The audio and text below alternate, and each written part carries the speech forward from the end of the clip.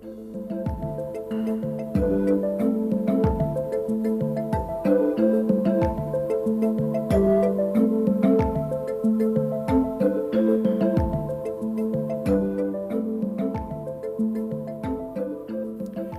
area around the London docks has changed drastically in recent years, and the railway system has evolved accordingly.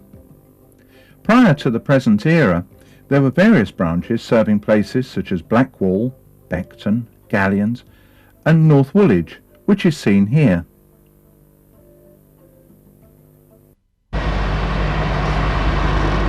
Hello, I'm Jim Connor from the London Railway Record. A great deal has been happening around the London Railway network of late, with various alterations and extensions taking place. In this programme, we will look at some of the lines concerned, and by using archive footage, we will trace their history back to the 1950s. We start here at North Woolwich, the terminus of an old Great Eastern branch from Stratford. The line opened in 1847, but this building was not erected until 7 years later, when it replaced an earlier wooden structure. The LCC began to provide free ferries across the Thames at Woolwich in 1889 and attracted passengers away from earlier railway ferries which charged a penny for each journey. These scenes date from the 1950s. North Woolwich was the terminus of a few trolleybus routes. This is N2 class number 1656, working on route 669, setting out on its journey to Stratford Broadway and passing the station.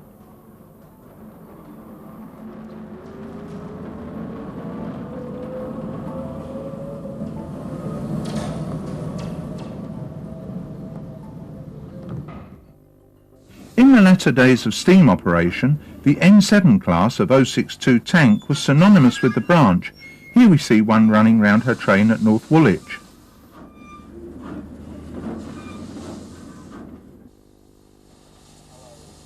The post-war prefabs provide a nostalgic backdrop as a trolleybus and an N7 depart from North Woolwich and head towards Silvertown.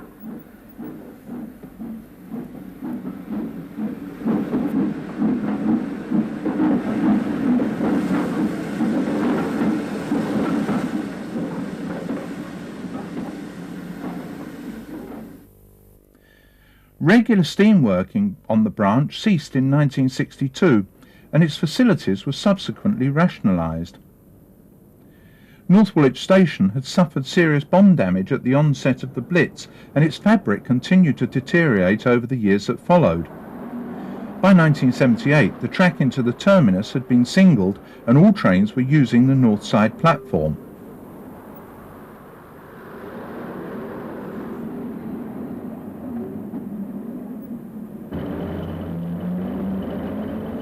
A goods depot had previously existed alongside the passenger station, but this had closed in 1970 and within 8 years had been reduced to a derelict site.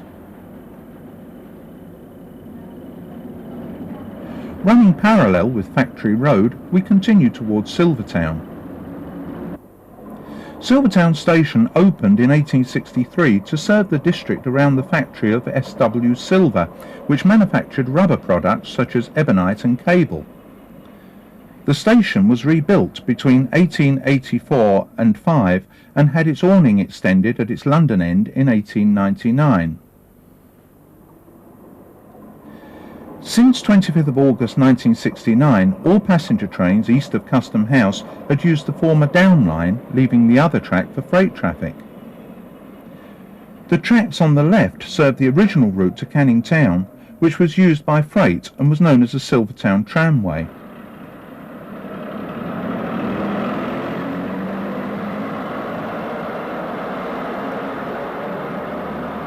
Having watched a train depart for Woolwich, we set off towards Stratford.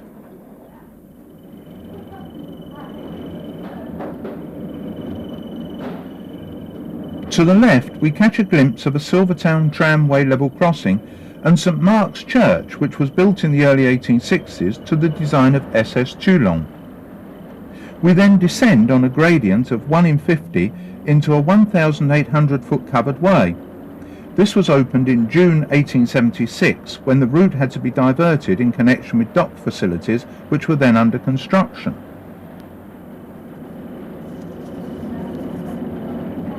Another 1 in 50 gradient at the opposite end leads us towards the station at Custom House. To the right we see the Flying Angel Seamen's Institute dating from 1933, whilst ahead is Custom House signal box, which remained in use until succumbing to fire damage in 1982. The far side of this platform once formed a bay used by trains off the PLA Galleons branch, but these were withdrawn as a result of enemy action in September 1940. Custom House Station was rebuilt under the direction of W.N. Ashby in the early 1890s, but its war-damaged red brick buildings were demolished around 1969 and replaced by small shelters.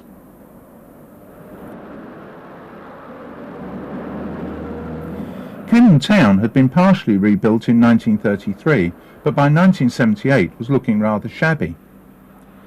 This scrapyard was on the site of Canning Town Goods Depot, which closed in 1968. At Abbey Mills there was once a connection onto the old LTSR. We pass under the LTSR and district lines at West Ham, then come to the former station at Stratford Market, which closed in 1957 before arriving at Stratford Low Level.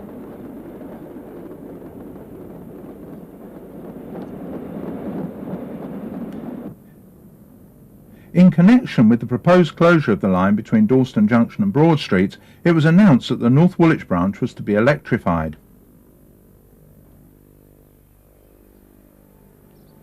In 1979, the old connection through Victoria Park reopened to passenger traffic, and the North Woolwich DMU service was extended to Camden Road.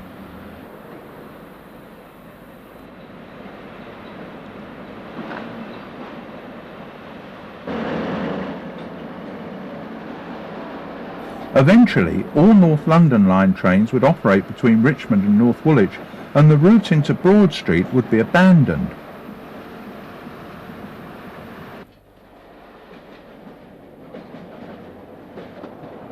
We now travel on a DMU over the route linking the former Victoria Park Junction with Stratford, which was subsequently electrified from the 13th of May 1985.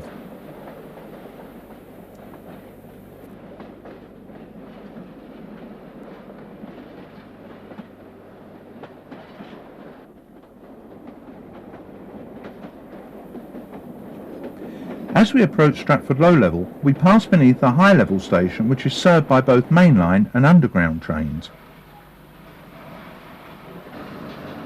At Stratford Low Level, a number of passengers alight before our train continues to North Woolwich. Soon after departing, we catch sight of the elevated box at Stratford Southern Junction, along with part of the old Southern Curve on the right.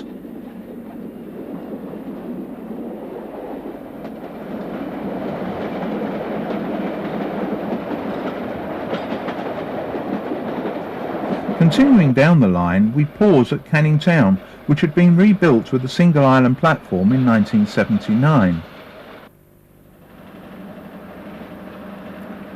The latticed footbridge at Custom House linked the two platforms and also provided access to the adjoining dock premises.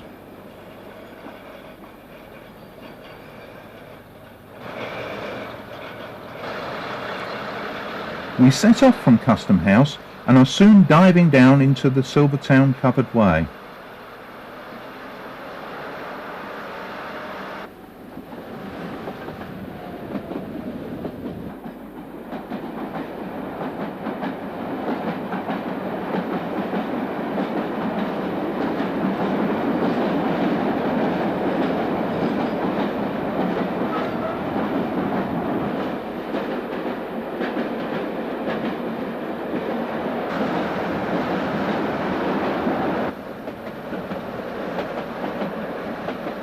Beyond Silvertown, we see the evidence of sidings which once crossed Factory Road and provided a link with industrial premises on the south side of the line.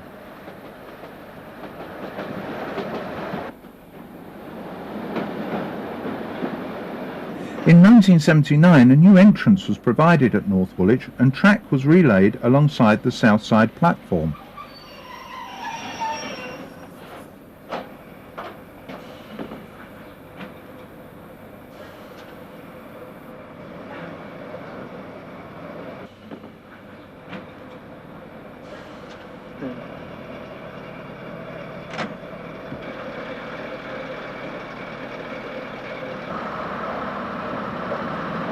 That on the north side then became disused, and it subsequently formed part of the North Woolwich Old Station Museum.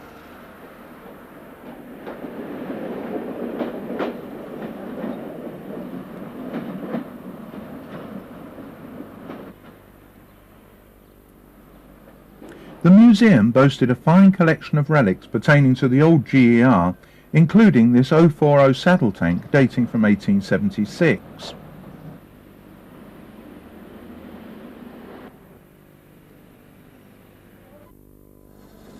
The museum was officially opened by Queen Elizabeth the Queen Mother on 20th of November 1984 when she arrived in style behind Flying Scotsman.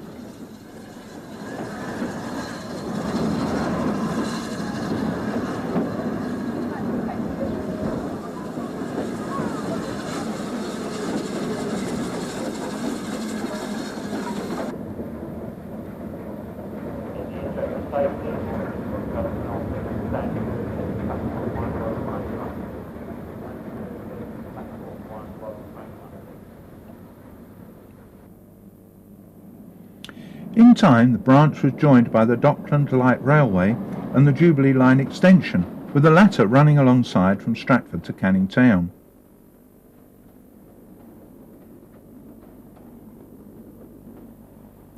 In October 1995, Canning Town Station was re-sited for the second time in its existence. The new premises were constructed south of Barking Road, close to where the original station stood when opened in 1847.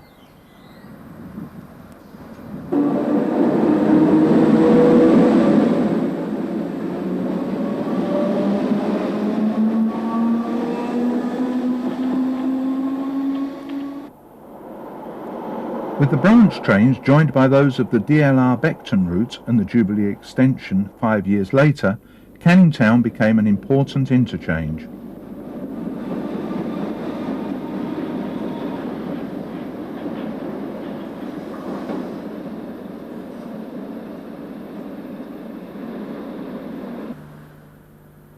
Although much was happening around Stratford and Canning Town, North Woolwich Station, along with its adjoining museum, carried on as before, with trains continuing to use the south side platform.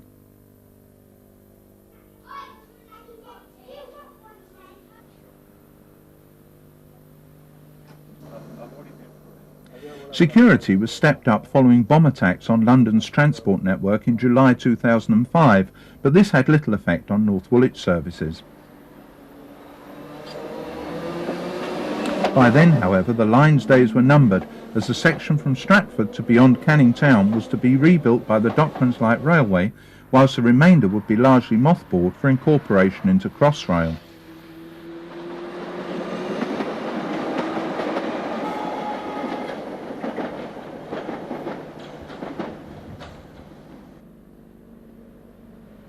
Soon the line would be as dead as the old industrial level crossings in Factory Road, leaving parts of it to return to nature, with starlings bathing in pools of rainwater between the broken cobbles.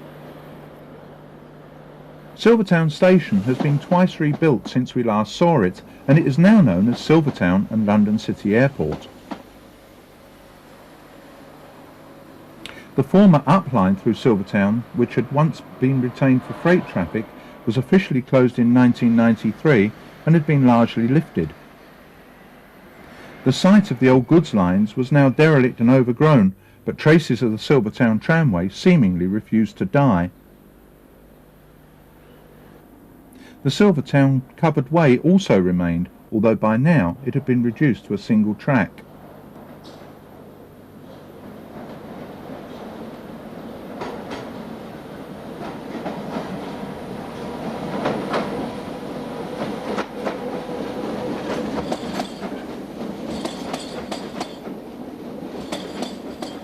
The The last day of regular services came on Saturday 9th of December 2006, when enthusiasts turned out at Stratford and other stations along the line to make a final trip.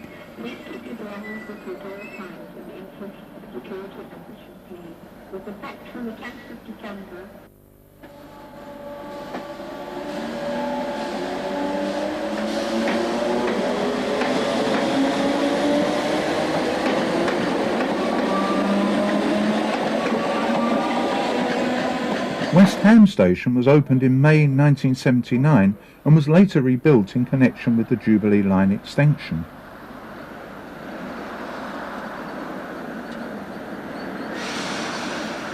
Throughout the day the trains were well patronised.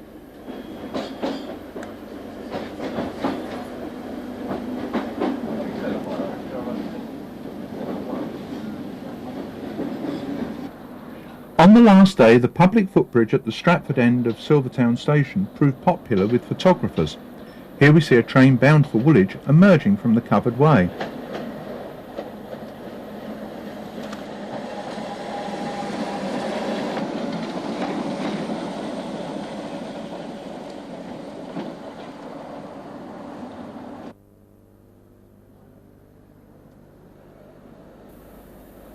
It is now afternoon, and the platform lighting is on at North Woolwich.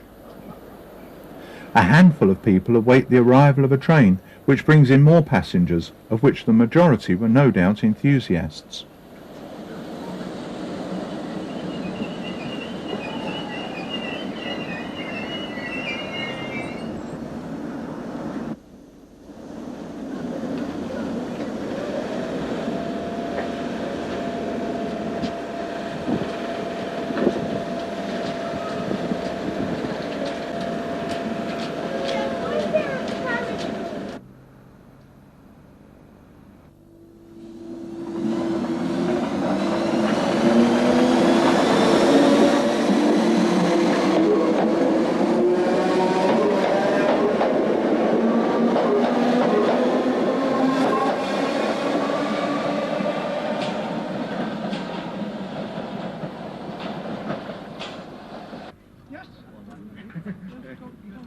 But the finale was yet to come. On Sunday, 10th of December, the last passenger train of all arrived at North Woolwich, having run non-stop from Stratford carrying invited guests.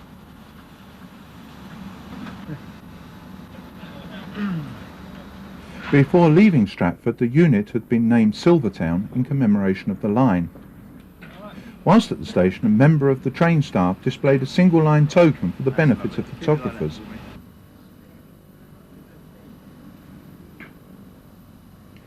Detonators were placed on the track. Then at 12:57 the final passenger train made its departure from North Woolwich.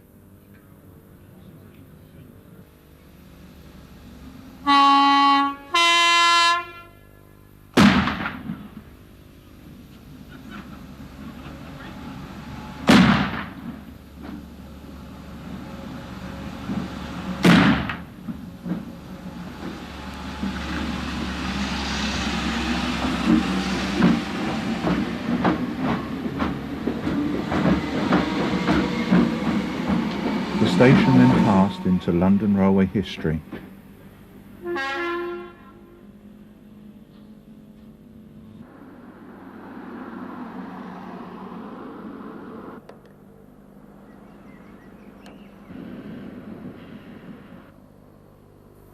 Name boards were removed and the 1 in 50 gradients of the Silvertown covered way fell silent.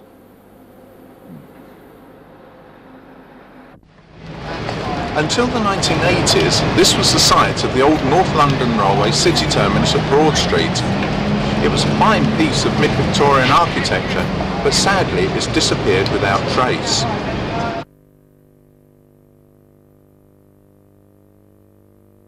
The line between Dalston and Broad Street opened on the 1st of November 1865 and provided the North London Railway with its own city terminus.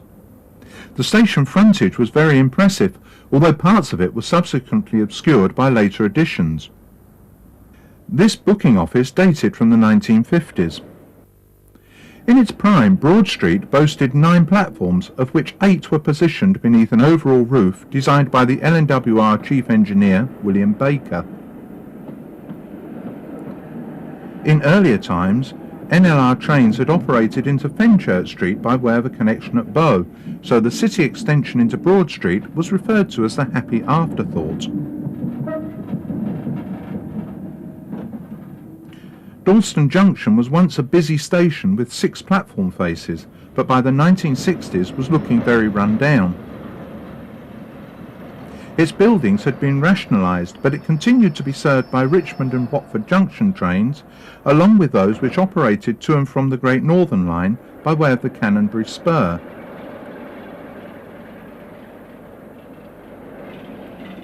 The old footbridge at the Broad Street end had lost its covering and had fallen into disuse, while other parts of the station were undergoing partial demolition.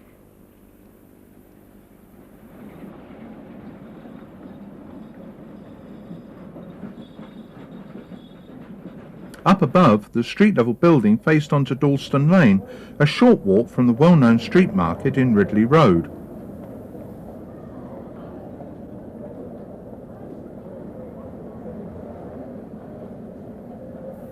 We return to the station and continue our journey. Canonbury Station dated from 1870 and boasted a fine street-level building by Edwin Henry Horne, but by the 1960s it all appeared very desolate. Like so many London suburban stations, it had suffered from enemy action during the Second World War and it never really recovered. The street-level building at Highbury was also by Horne. We arrive at Caledonian Road and Barnsbury as a freight train passes and take a look around the station, which had been damaged during an air raid in 1940.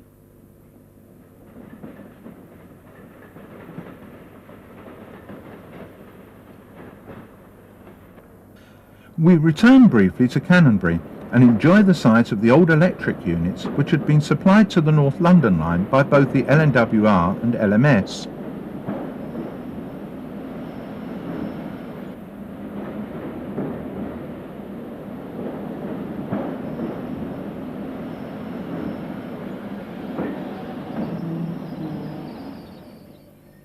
As the years progressed, the buildings at Broad Street fell into terminal decline and the north end of William Baker's roof was demolished in 1967.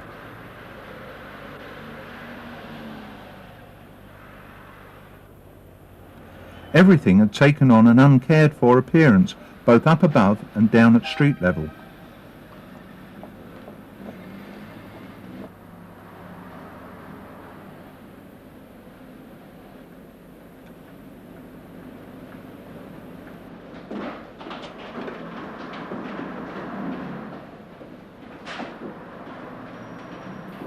Outside of the peak periods, the station concourse often lay empty, with the silence only being broken by occasional footsteps as somebody crossed from one side to the other.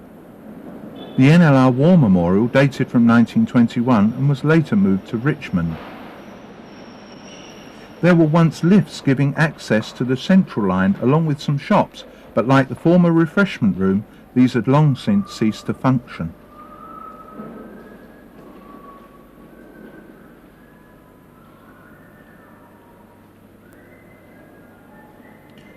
The threat of closure had hung over this section of line in the past, but now its end seemed inevitable.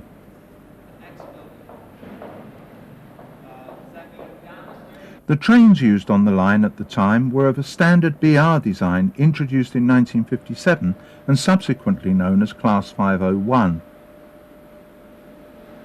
Platforms 1, 2, 3 and 9 had been taken out of use on the 3rd of November 1969, leaving just numbers 4 to 8, which were duly renumbered 1 to 5.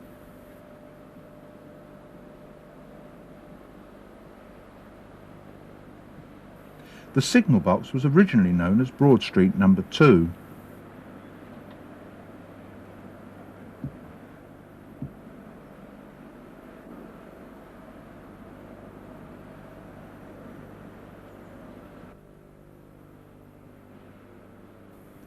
Standing at the north end of the station, looking back towards the buffer stops, we await a driver who will take us in his cab on a journey to Camden Road. How are you?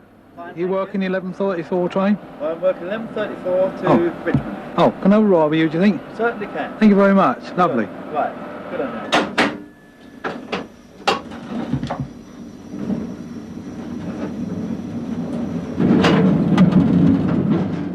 The approaches to Broad Street Goods Depot once lay to the left, whilst the bushes on the right indicate where the tracks serving the old platforms 1 to 3 had been lifted.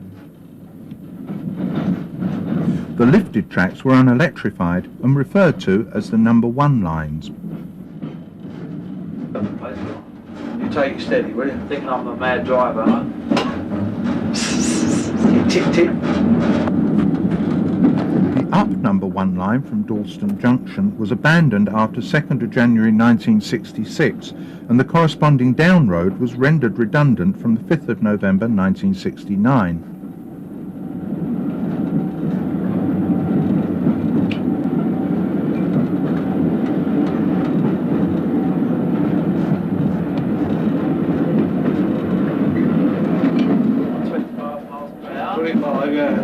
High speed line, isn't it, really? Yeah, that's right.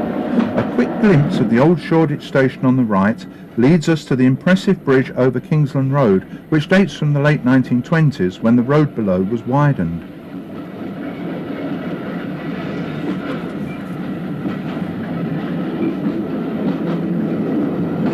The LNWR once had its Shoreditch goods depot to the right, but this closed in 1968.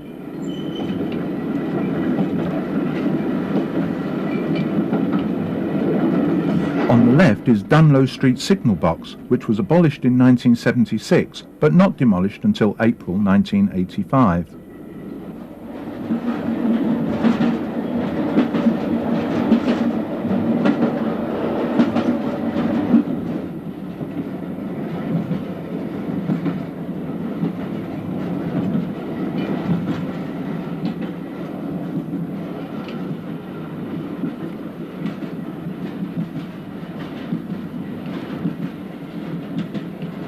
The white building to the right, on the opposite side of Richmond Road Bridge, was once a substation erected in connection with the LNWR Electrification of 1916.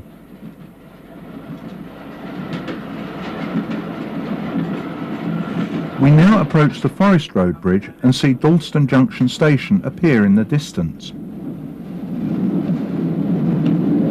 The signal box on the right survived until 1985. Dalston Junction Station had been further rationalised in the early part of 1967 when the last wooden platform buildings were demolished and replaced by abacus waiting shelters. Very well used, isn't it, this line? Yeah. Every train's the same. Yeah. Marvellous, and they want to close it. That's right, yeah. Incredible.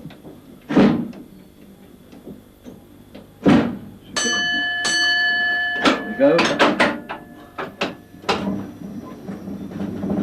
As usual, a height of concentration. Beyond the station, the tracks pass beneath Dalston Lane, then Kingsland High Street and Bowling Road, with the down line located in a separate tunnel added when the route was widened.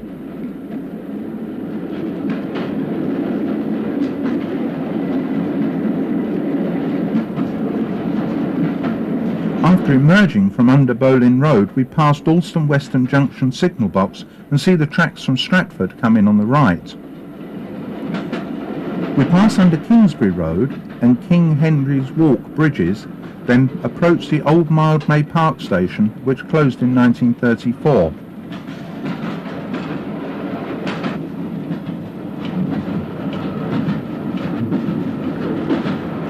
This is Newington Green Road, where a station was located until 1870. On closure, it was replaced by the present Canonbury, which lost its original buildings in the late 1960s.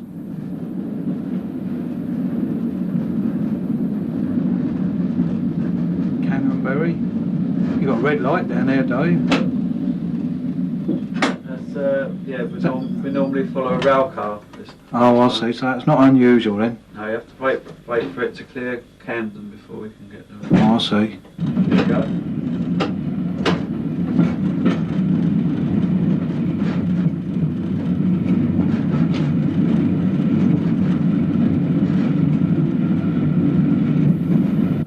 Having passed Caledonian Road and the long since demolished station at Maiden Lane, we approached Camden Road.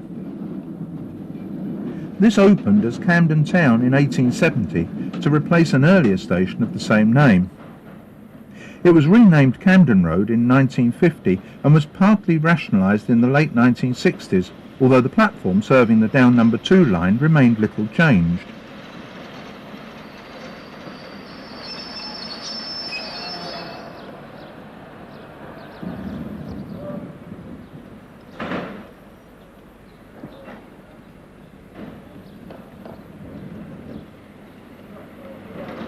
Beyond Camden Road, the route splits, with the line to Richmond heading north and the track serving Primrose Hill continuing westward.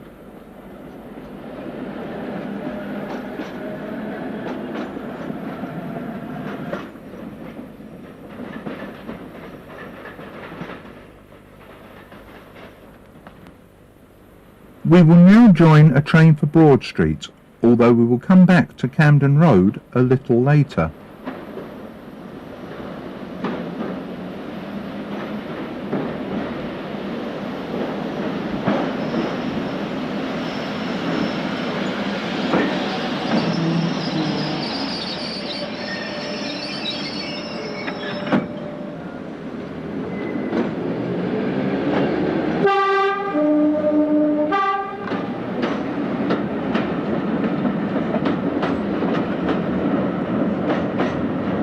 This is the Kingsland Road Bridge as viewed from its north end.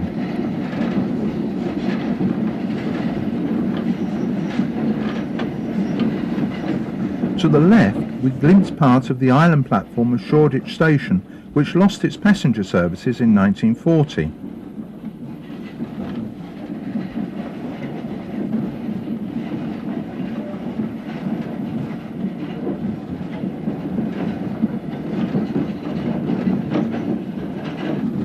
We now approach Broad Street and run into platform 3.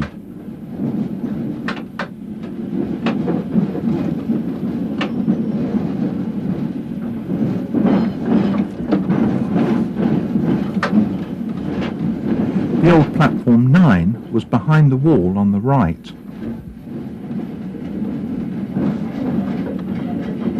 There could be little doubt that towards the end Broad Street Station had become a shadow of its former self.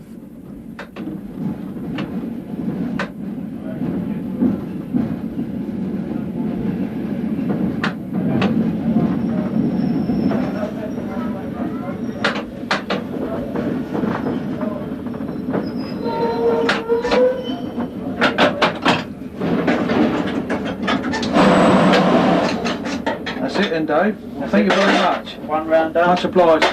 Finish for the day.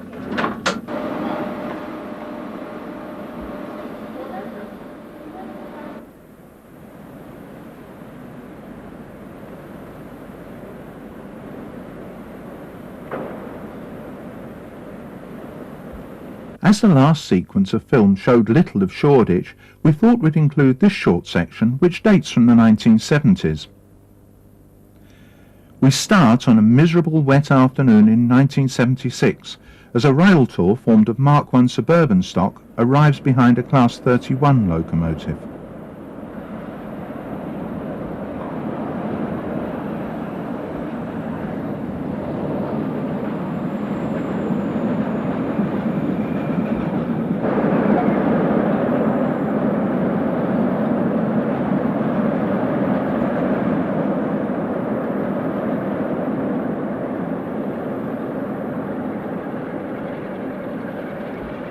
Moving on a couple of years, the weather has taken a turn for the better as we set out on another enthusiast special. The faded running in board dated from early BR days, whilst behind can be seen the roof of the former GER terminus at Liverpool Street.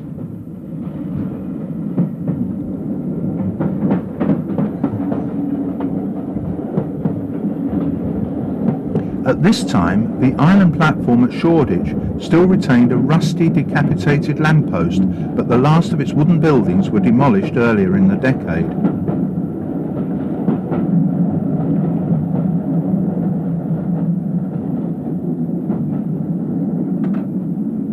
In 2008, Kingsland Road Bridge was being renovated in connection with the East London Line extension, and the main building of Shoreditch Station had been converted into a bar.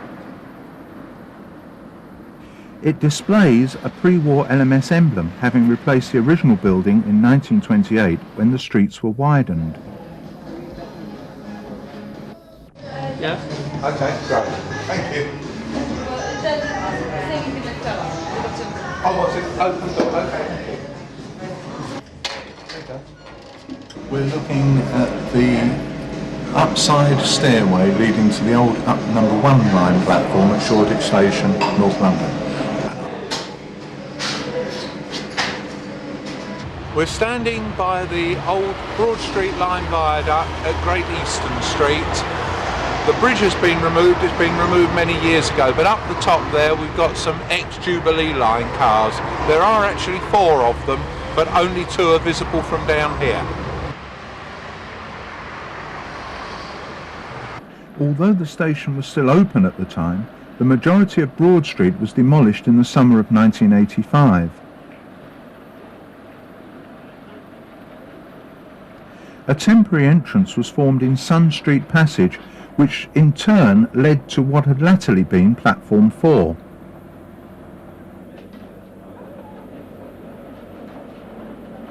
The line between Broad Street and Dalston Junction closed after traffic on the 27th of June 1986, and the once fine city terminus disappeared without trace.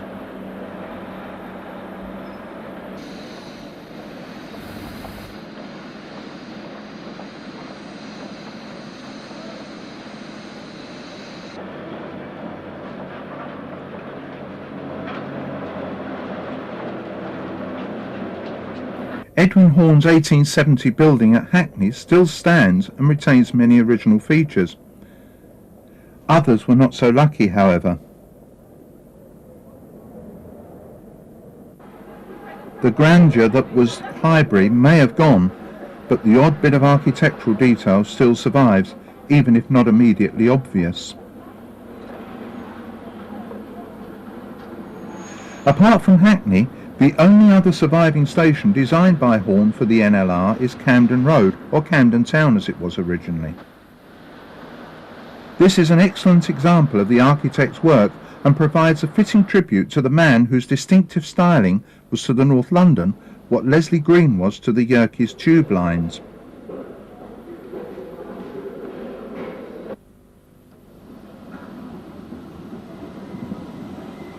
From the 11th of November 2007, operation of the North London line passed from Silverlink Metro to the newly formed London Overground network.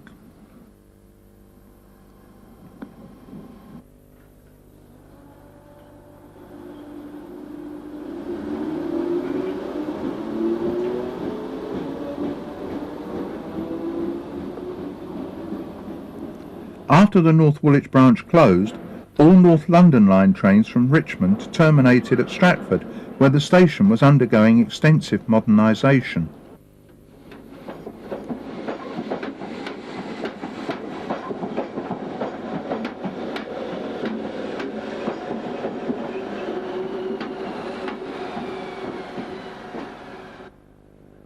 From East London we head west to look at the Metropolitan widened lines, which provided a link between the city and the northern suburbs. King's Cross in the days of steam is perhaps best remembered for its main line services, but until 1976 it also accommodated trains to and from the widened lines, which used platforms located either side of the main terminus. In the post-war era, these trains were invariably hauled by members of the N2 class, which were designed by Nigel Gresley and first introduced towards the end of 1920. Trains heading south towards the widened lines called at King's Cross York Road, which was technically a separate station, but those heading north pounded up the 1 in 35 hotel curve to the platform seen here. The city terminus for widened lines was at Moorgate, where BR Eastern and London Midland Region services shared the station with those provided by London Transport. These scenes date from 1952.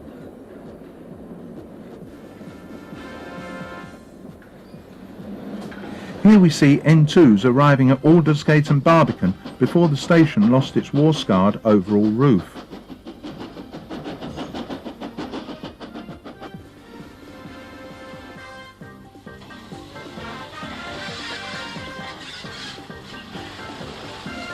This London Midland 262 tank is seen arriving at Farringdon with a train bound for Kentish Town and beyond. On the right we glimpse a London Underground train on the Metropolitan line as a trolleybus passes on the bridge overhead.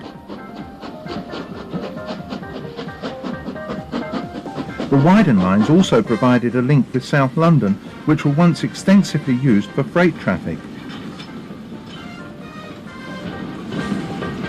Service alterations in 1976 brought an end to the link between the Great Northern suburbs and the widened lines, resulting in the closure of King's Cross York Road, which is seen here on the last day of through working. York Road was subsequently reopened as a temporary terminus for peak hour trains, but closed permanently from the 5th of March 1977.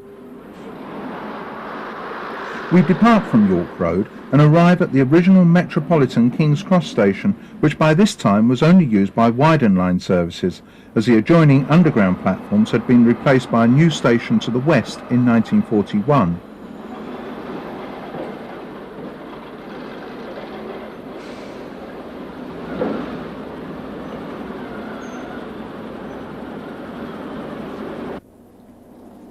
These scenes were taken at Farringdon and show both Eastern and London Midland Region trains with the Metropolitan line tracks on the far side.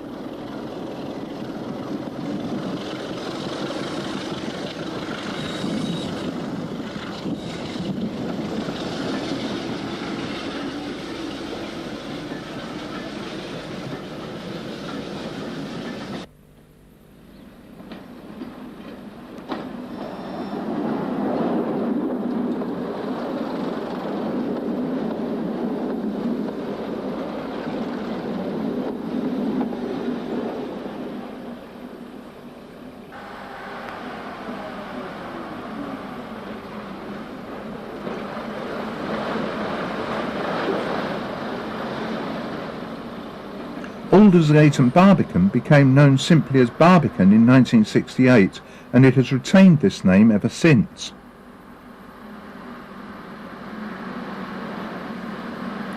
We return to Farringdon as a Circle Line train with the leading 3 cars in bus red livery arrives at the eastbound platform.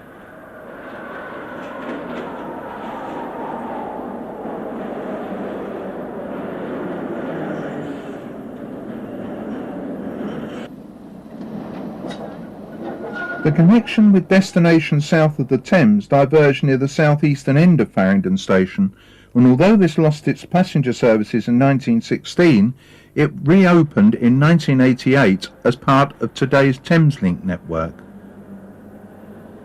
This train of Q stock is heading east from Farringdon as a Circle Line train passes in the opposite direction.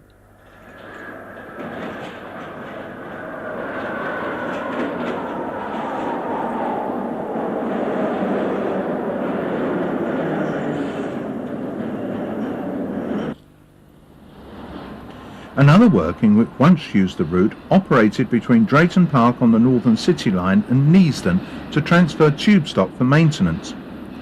From 1970 until 1975, the units for transfer were placed between 2 battery locomotives and brought up the widened lines towards Moorgate for reversal. They then ran to Farringdon, where a crossover once used by freight trains provided access to the westbound Metropolitan line.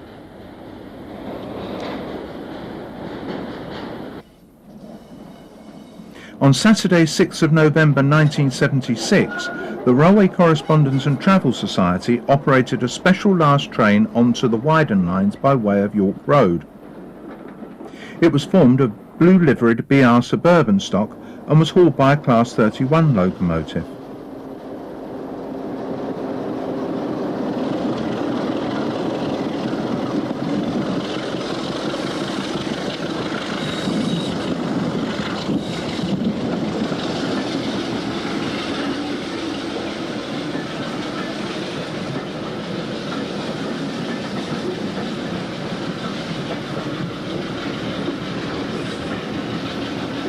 After final closure, the connections were severed and the steeply graded hotel curve fell into disuse.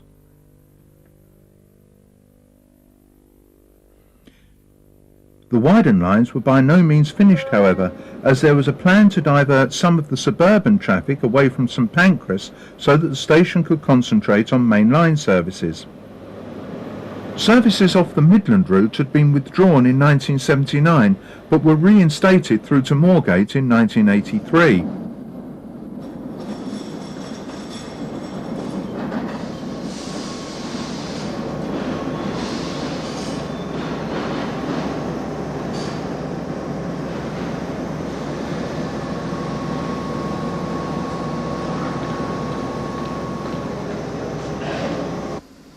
The section through the disused Snow Hill Tunnel reopened in 1988 and proved a great success. The old Holborn Viaduct terminus closed in 1990 and its services were diverted by way of Snow Hill.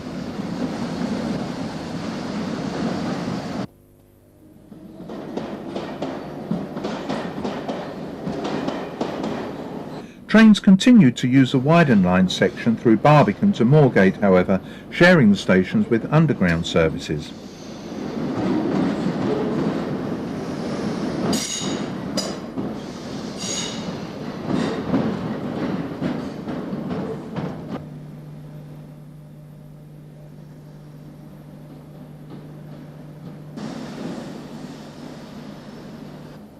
At Farringdon, southbound trains running towards the Snow Hill route changed their means of current collection from overhead to third rail.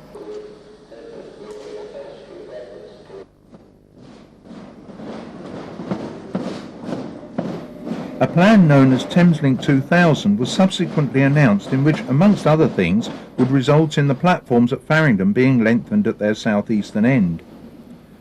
This arrangement would foul the existing junction between the Snow Hill and Moorgate routes, so the latter was to be abandoned.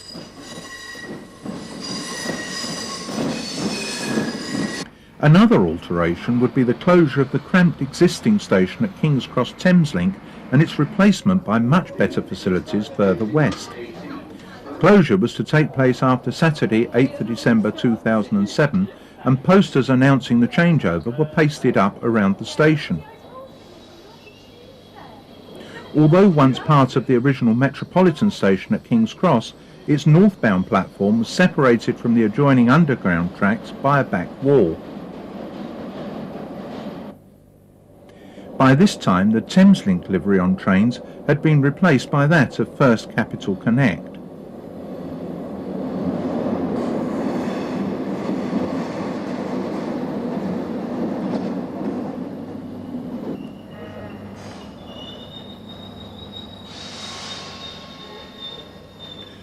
For all its historical significance, King's Cross Thameslink was never a very convenient station to use, and its narrow platforms were often crowded.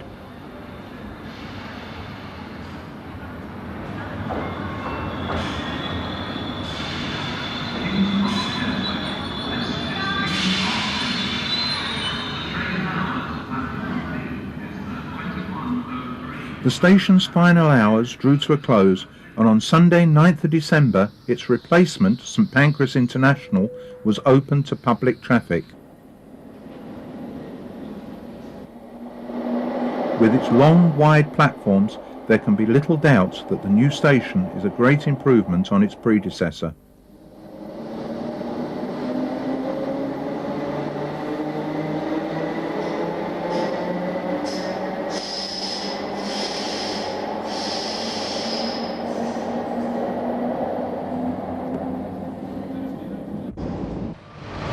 The Old East London Railway once provided a direct link between the Great Eastern Terminus at Liverpool Street and destinations south of the Thames. After electrification, however, it was largely absorbed into the London transport network and for many years only operated between New Cross or New Cross Gate and Whitechapel, with some trains continuing to Shoreditch in peak times. Now, however, work is underway at both ends so that the line can again serve as a through route. From 2010, This new bridge will take East London Line trains over Shoreditch High Street and connect with the former Broad Street viaduct over there. The East London Railway utilised the historic Thames Tunnel between Wapping and Rotherhithe, with the first section opening in December 1869. The tunnel, which was built under the direction of Mark Brunel and his famous son Isambard, opened as a public pedestrian subway in March 1843, and although originally not intended for railway use, was subsequently sold to the ELR for £200,000. It was duly converted for its new purpose, although it retained a number of its earlier features. Wapping Station was originally known as Wapping and Shadwell, but there is doubt whether the suffix ever appeared on the station name boards.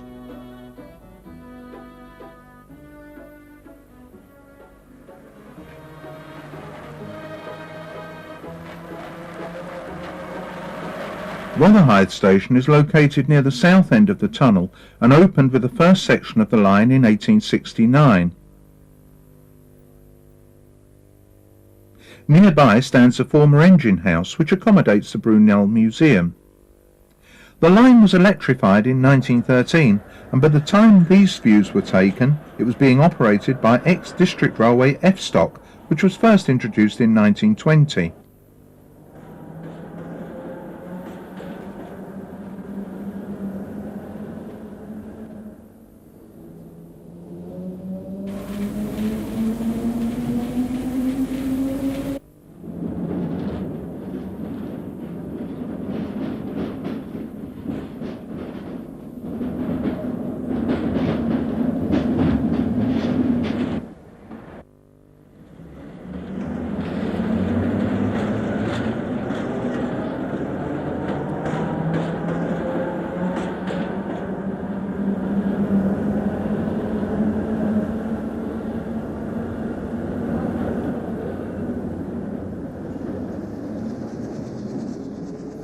After the F-Stock departed, East London Line services were operated by Q-Stock.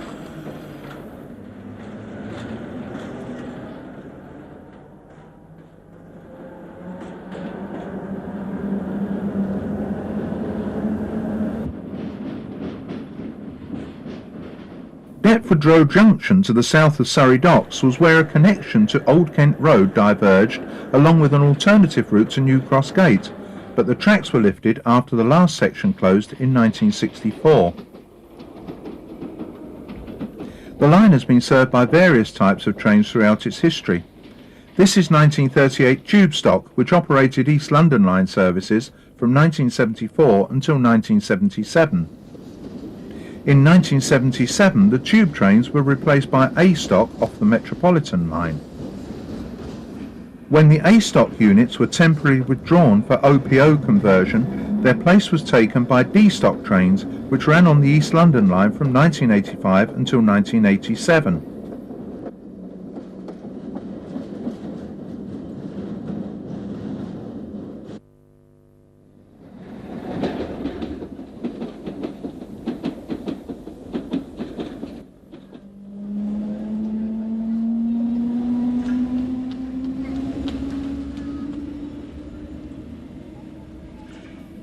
An unusual visitor to Whitechapel Low Level was this two-car Park Royal DMU, converted for track recording purposes and hired from British Rail in the 1980s.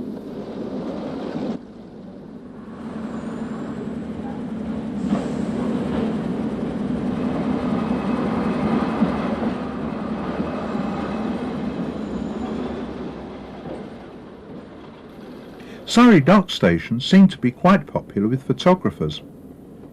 This is a special train led by a R38 driving motor number 22613.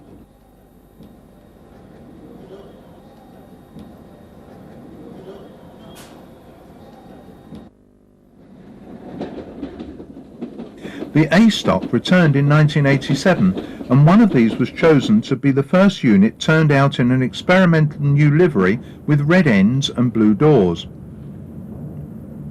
The painted finish was intended to combat graffiti vandalism, and although subject to later alterations, it led to the current London Underground corporate livery. The train was unveiled at Whitechapel Low Level on the 16th of November 1988 and included the logo of the London Docklands Development Corporation, who partly sponsored the scheme.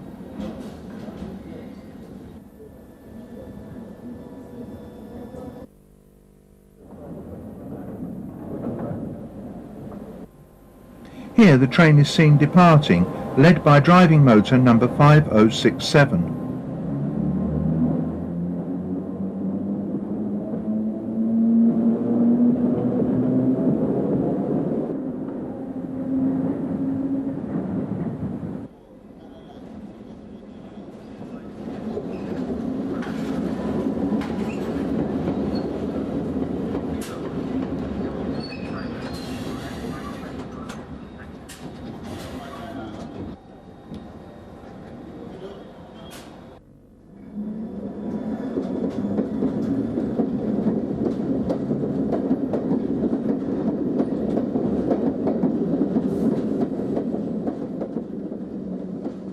In 1876, the East London Railway was extended from Wapping to Liverpool Street by way of the station at Shoreditch, which is viewed here from the adjoining Bishopsgate Viaduct.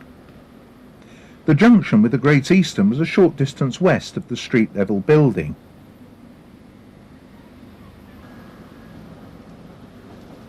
In connection with the Jubilee Line extension, a new interchange station was constructed at Canada Water between Rotherhithe and Surrey Docks, or Surrey Quays as the station had been renamed in 1989.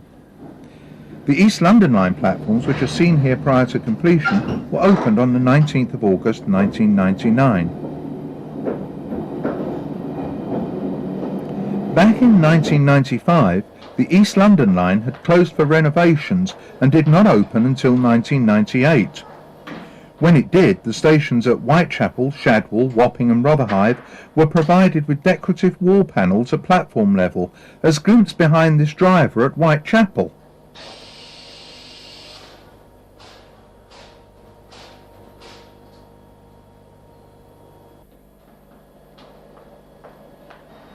For much of the time, trains used Whitechapel as their northern terminus and only continued to Shoreditch in peak periods.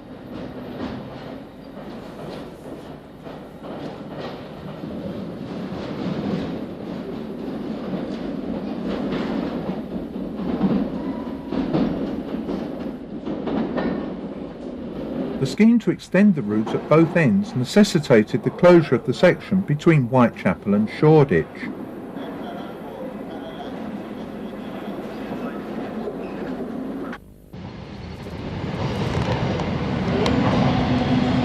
This is the old East London Line station at Shoreditch, empty, desolate and derelict. But it's not that long ago that the place was alive with people who come to travel on the last trains.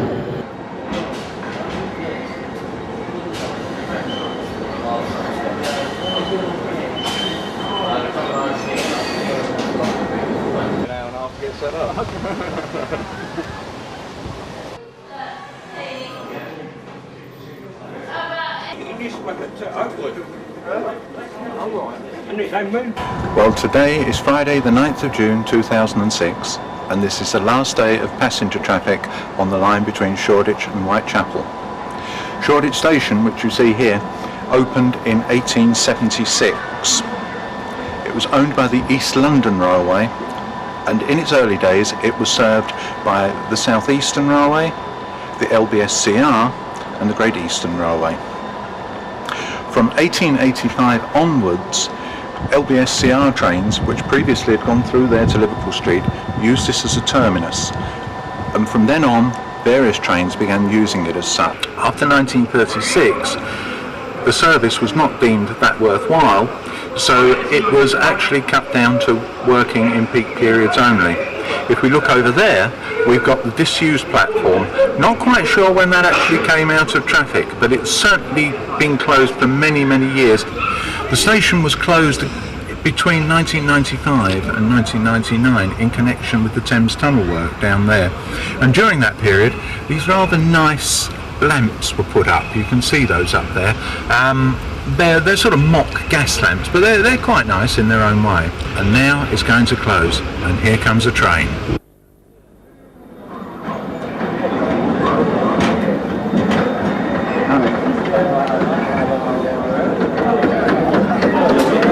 Jesus Christ. Yeah, he's there as well. Never has Shoreditch Station been so popular.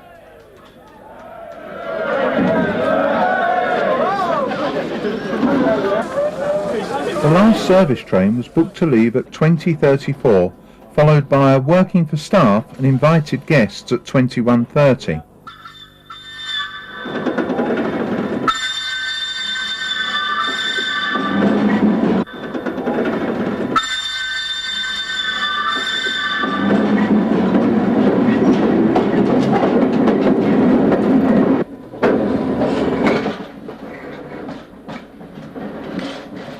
Let us bid farewell to the line serving Shoreditch by enjoying a cab ride into Whitechapel.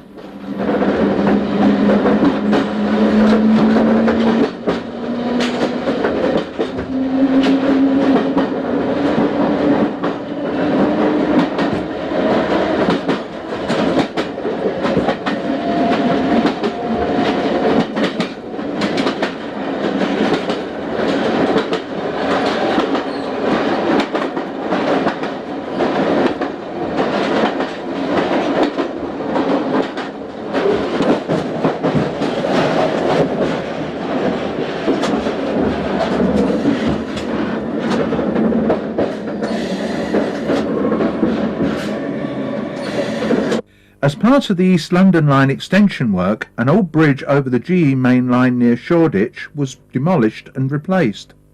Shoreditch Station can be seen on the right.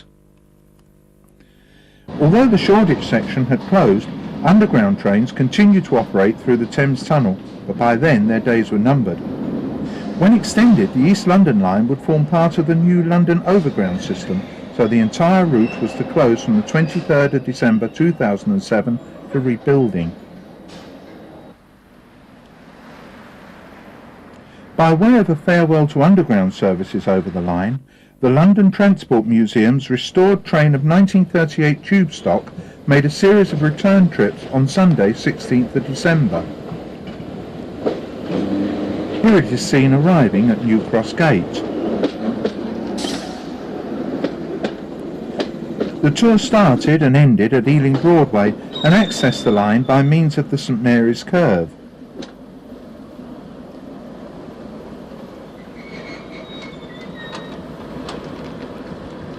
We can now sit back and watch the train as it operated back and forth, making 2 trips to each of the southern termini.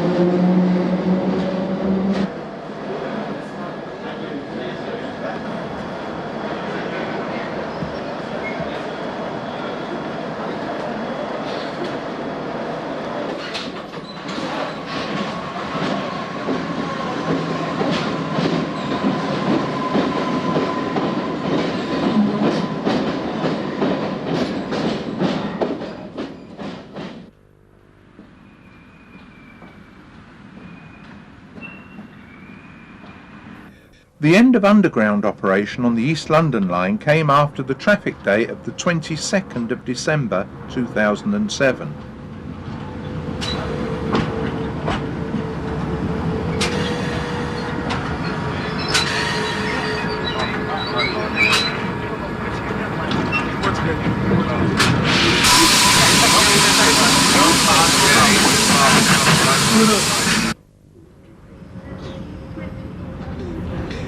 It is perhaps sad to think that soon after this film was taken, the East London line ceased to be used by underground trains.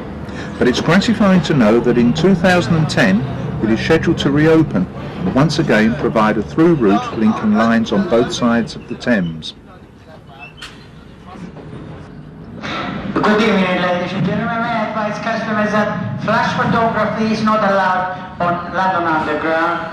It is a dangerous pastime. Thank you.